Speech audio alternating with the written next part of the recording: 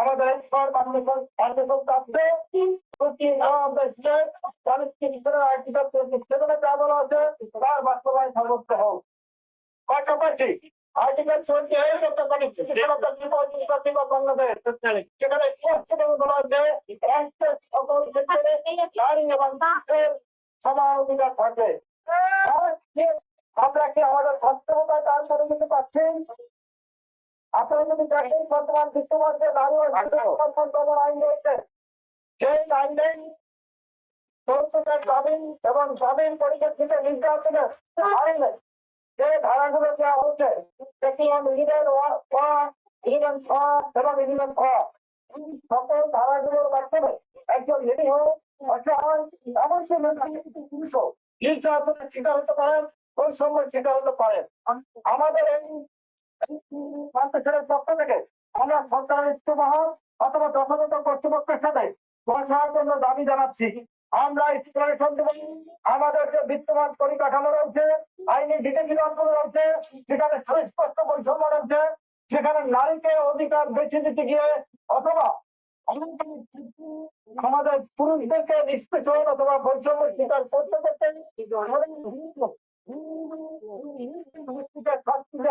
যথেষ্ট পরিমাণ বিধিবিধান বা নিয়মকরণ রয়েছে।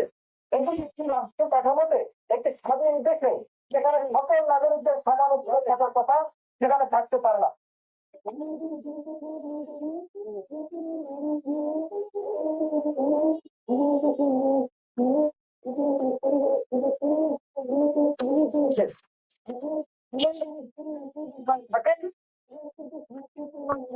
লাগে না, সাথে সাথে আদালত মামলাটাকে স্থগিত দিয়ে আসামির বিরুদ্ধে ঘরের কিছু করেন। আমাদের এখান থেকে দাবি হলো এই তথ্য অভিযোগ দেওয়ার পরে বাংলাদেশে অসংখ্য তদন্ত সংস্থা রয়েছে, পুলিশ রয়েছে, সিবিআই রয়েছে, সিআইডি রয়েছে, ইডি রয়েছে, অন্যান্য ক্রাইম সার্চিং এজেন্সি রয়েছে, তাদের মাধ্যমে ইনভেস্টিগেশন করানো হোক। ডিমান্ডের জন্য এই তার বিরুদ্ধে যৌতুকের দাবি করা হলো আমাদের থেকে অভিযোগ ছিলেন এইভাবে তদন্তের মাধ্যমে আছে তার তাহলে না নেওয়া হয়। কিন্তু আমরা দেখে আসছি যে আজকে অ্যামেন্ডমেন্ট হলো 2018 সালে অ্যামেন্ডমেন্ট হওয়ার পরেও এই জায়গায় তদন্তের কোনো বিধান রাখা হয়নি, যার ফলে অনেক পুরুষ তাদের ডিভোর্স দেওয়ার অধিকার রয়েছে, সেই অধিকার যখন তিনি এক্সারসাইজ করতে যান তখনও মিথ্যা যৌতুক মামলার শিকার হন।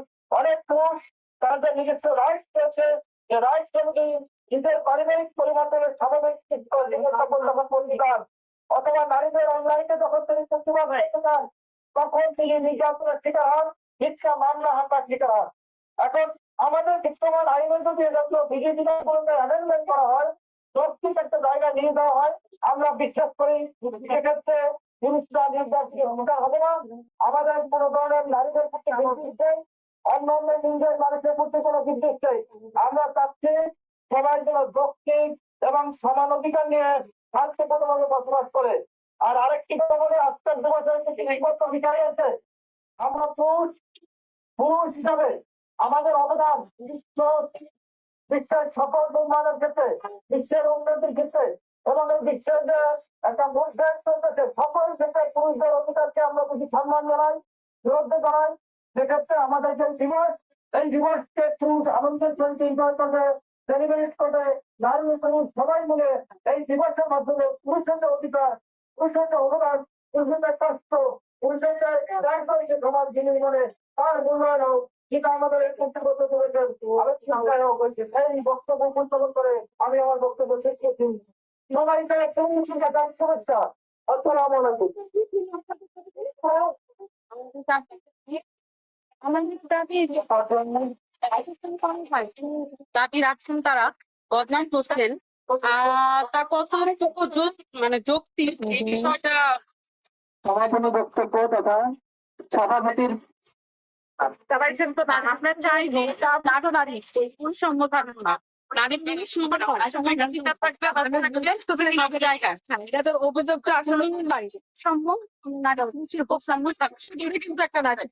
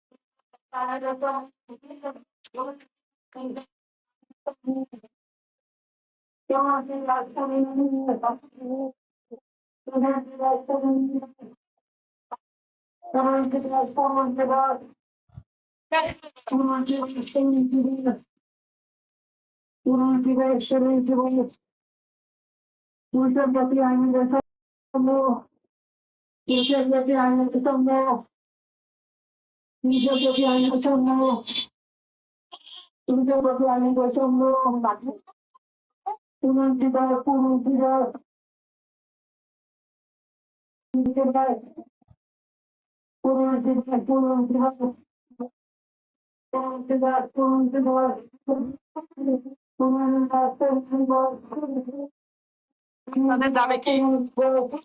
দাবি আমাদের দাবি হলো নারীর কোনো বৈষম্য থাকবে না এবং নারীর অধিকার, শিক্ষার অধিকার সব জায়গায় আর নারী যদি কোনো নির্যাতন করে যেন এই তো মানে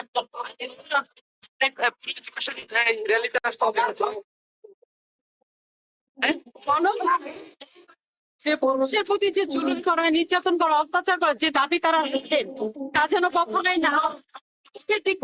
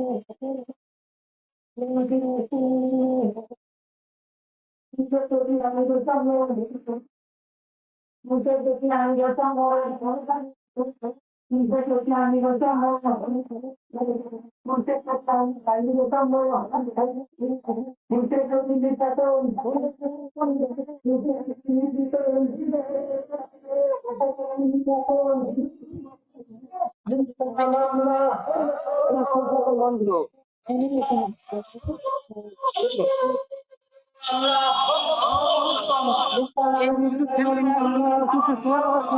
নির্যাতন যাতে না হয়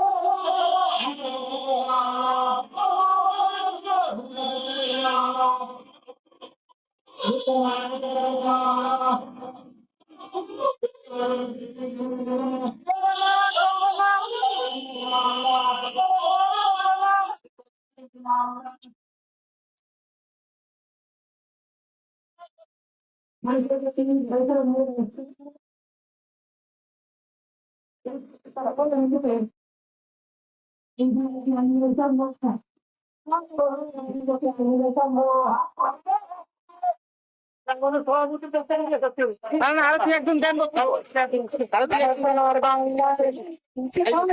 আমার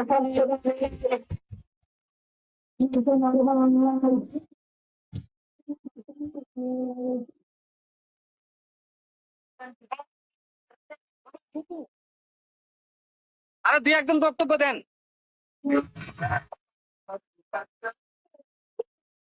হ্যাঁ হ্যাঁ হ্যাঁ একজন দেন চলে বলছো নাম লিখিয়ে তারপরে তো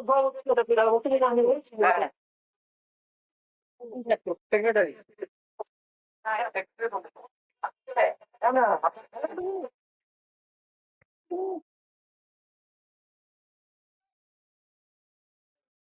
এই পর্যায়ে আমি সংক্ষিপ্ত বক্তব্য প্রদানের জন্য অনুরোধ করবো জনাব সাইফুল ইসলাম নাদুল ভাই সংগ্রামী সাধারণ সম্পাদক এই পার্মেন্ট ফাউন্ডেশন সংগ্রামী সাধারণ সম্পাদক এই পার্মেন্ট ফাউন্ডেশন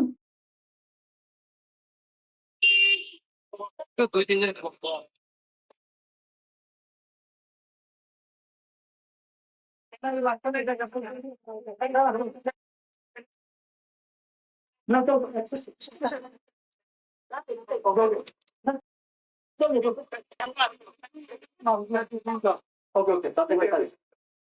ভাই ছবি কাটেন না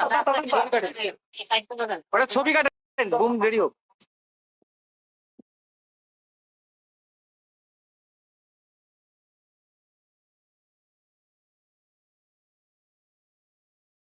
আজ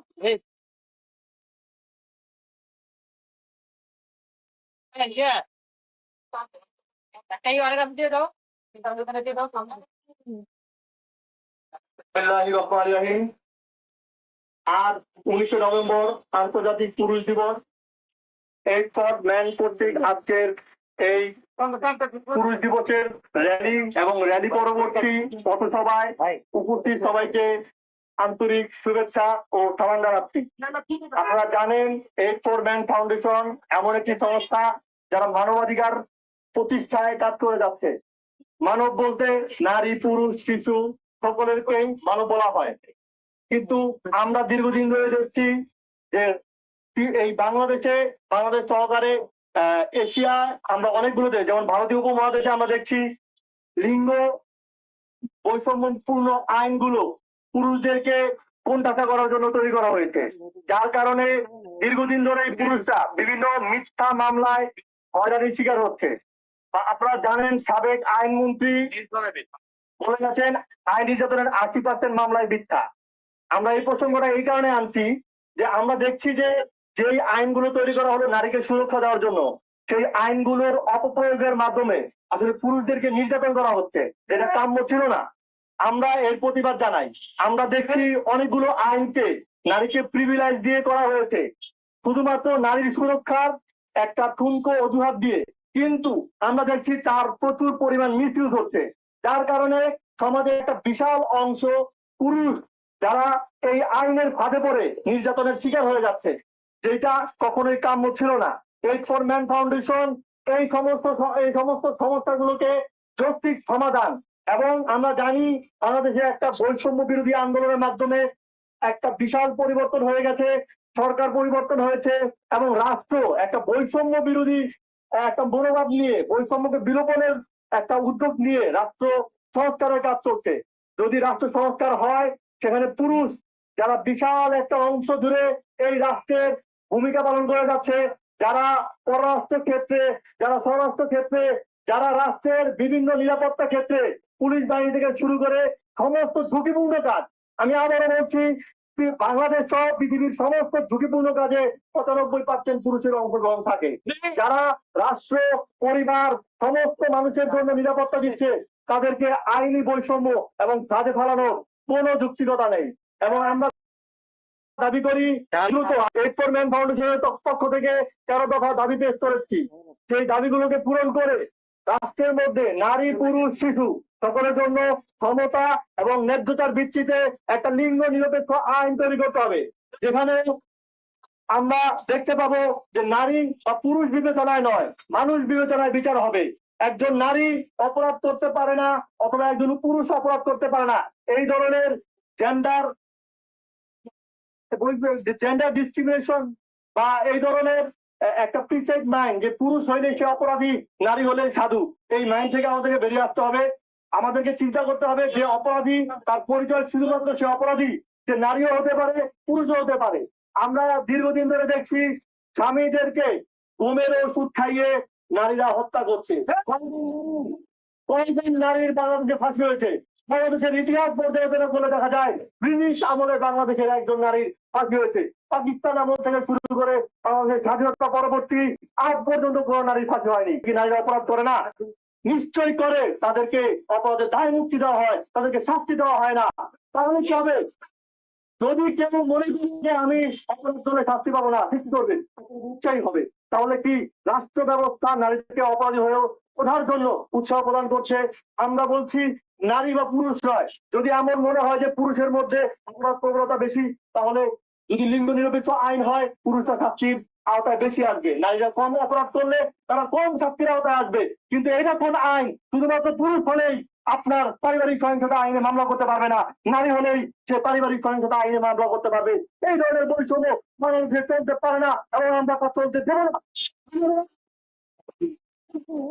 আদায় না হলে সবদিন বলবো আমরা সংগ্রাম চালিয়ে যাবো। আমরা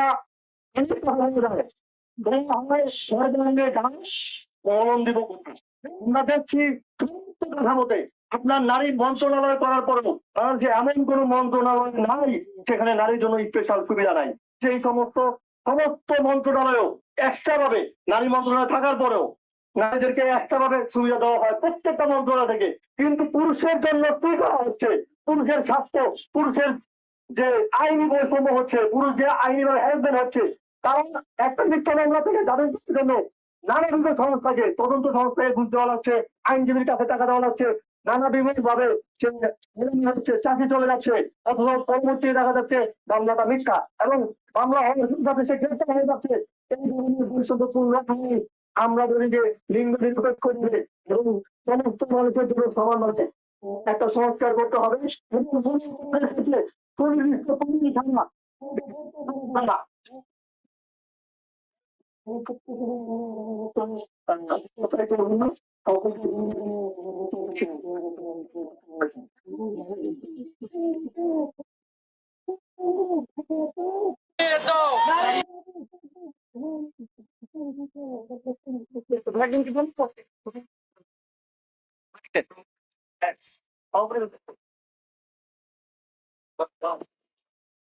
একটু আরেকজন ধরেন, একটু এটা দূরে ধরে, এরকম একটু আরেকজন ধরেন, হ্যাঁ একটু দূরে ধরে।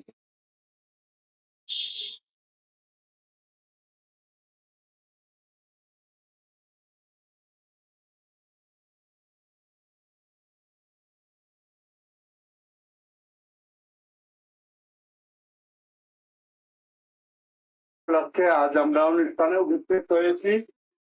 আমি সভাপতি হিসাবে, সভাপতি আমার দায়িত্ব হইল সর্বশেষ বক্তৃতা দেওয়া। তাই আমার পূর্ববর্তী বক্তাগণ অনেক ভালো ভালো বক্তব্য দিয়েছেন, আর দায়িত্ব হচ্ছে আমাদের বলে অনুষ্ঠানকে শেষ করে দেওয়া। আমি শুধু বলবো যে বাংলাদেশ আজ থেকে ৫৩ বছর আগে স্বাধীন হয়েছে, কিন্তু পুরুষদের কোনো ইয়া নাই, মানে রাইট। এই রাইটের পিছনে কেন নাই এটা আমাদেরকে কারণ খুঁজতে হবে। আপনারা জানেন না, আমি আমার সাবেক স্ত্রী আমাকে মিথ্যা মামলা দিয়েছিল, সেই মামলার বিরুদ্ধে আমি লড়াই করে মামলা ফাইনালি সেই ইয়া থেকে, দায় থেকে মুক্তি পেয়েছি। কিন্তু কিন্তু লাভ কি হলো? আমার সামাজিক, আমার অর্থনৈতিক যা ক্ষতি হওয়ার তাই তো হয়ে গেল। আমি অপরাধী না হয়েও আমি অপরাধী অপরাধী অপরাধী হিসাবে আমাকে কাঠগড়া। এরকম আমার মতন এরকম শত শত পুরুষ আছে যারা চাকরি হারায়, ক্রিয়া হারায়, সামাজিক ভাবে তারা নিষ্পেষিত হয়ে যায় শুধু একটা মাত্র কারণে, নারীর মিথ্যে মামলা দেয়। মিথ্যে মামলা দেয়। যদি কোনো নারী আজ পর্যন্ত আমাদের আইনমন্ত্রী বলেছেন নারী নির্যাতনের মামলা 95% মিথ্যে মামলা, কিন্তু এই মিথ্যে মামলারা তারা এটা নিয়ে দেয়। এইসব ব্যাপারে নারী ও শিশু মন্ত্রণালয় প্রত্যক্ষ এবং পরোক্ষভাবে দায়ী। এবং সব জায়গায় মন্ত্রণালয় আছে, পুরুষদের কোনো মন্ত্রণালয় নাই, অথচ সেই পুরুষরা বাংলাদেশের অর্থনৈতিক ক্ষেত্রে 90% অবদান রাখে, কিন্তু সেখানে পুরুষদের কোনো রাইট নেই। তাই আপনাদেরকে ধন্যবাদ সবাইকে এই অনুষ্ঠানে আমাদের সাথে উন্নতি প্রকাশ করার জন্য, এবং অবশ্যই মিডিয়া ভাইবোনদেরকে অসংখ্য ধন্যবাদ জানাচ্ছি আমাদের এই অনুষ্ঠানকে সাফল্যমণ্ডিত করার জন্য। সবাইকে ধন্যবাদ।